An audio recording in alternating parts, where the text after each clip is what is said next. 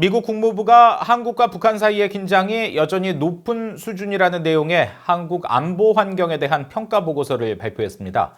북한은 지난 10년간 핵미사일을 개발하면서 한국에 대한 도발적 공격이 있었다고 지적했고, 또 한국 내 반미 감정이 고조됐던 상황도 담았습니다.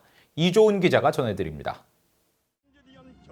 미국 국무부 외교안보국 소속 해외안보자문위원회는 북한이 지난 10년간 탄도미사일 시험과 핵실험 등으로 한국 영토에 대한 도발적 공격을 했었다면서 한국과 북한 사이의 긴장 관계를 여전히 중간 단계의 높은 수준으로 평가했습니다.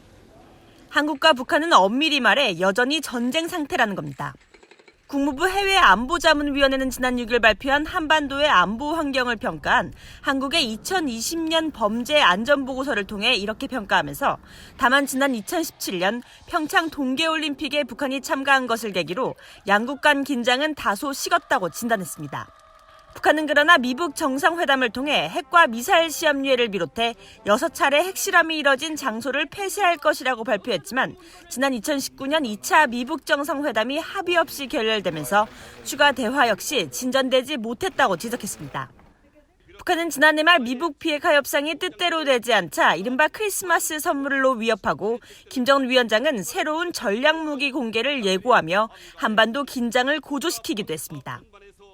이제 세상은 곧 멀지 않아 조선민주주의 인민공화국이 보유하게 될 새로운 전략 무기를 목격하게 될 것이라고 확언하셨습니다. 보고서는 또 한국 내 반미 반서양 감정에 대한 평가도 담았습니다. 주한미군 주둔으로 한국 내 반미 감정이 높아진 시기가 있어 왔다면서 2002년 효순 미선 사건을 언급하고 한미 FTA 합의, 미국산 쇠고기 수입 당시 발생한 대규모 집회 등을 지적했습니다. 최근엔 미한 방위비 분담금 특별협정을 둘러싸고 미국 정부의 증액 제한에 반대하는 반미 시위 활동이 증가했다고 평가했습니다.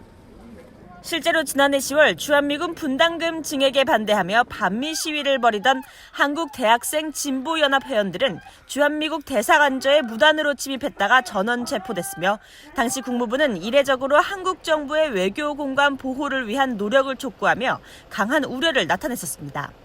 VOA 뉴스 이조은입니다.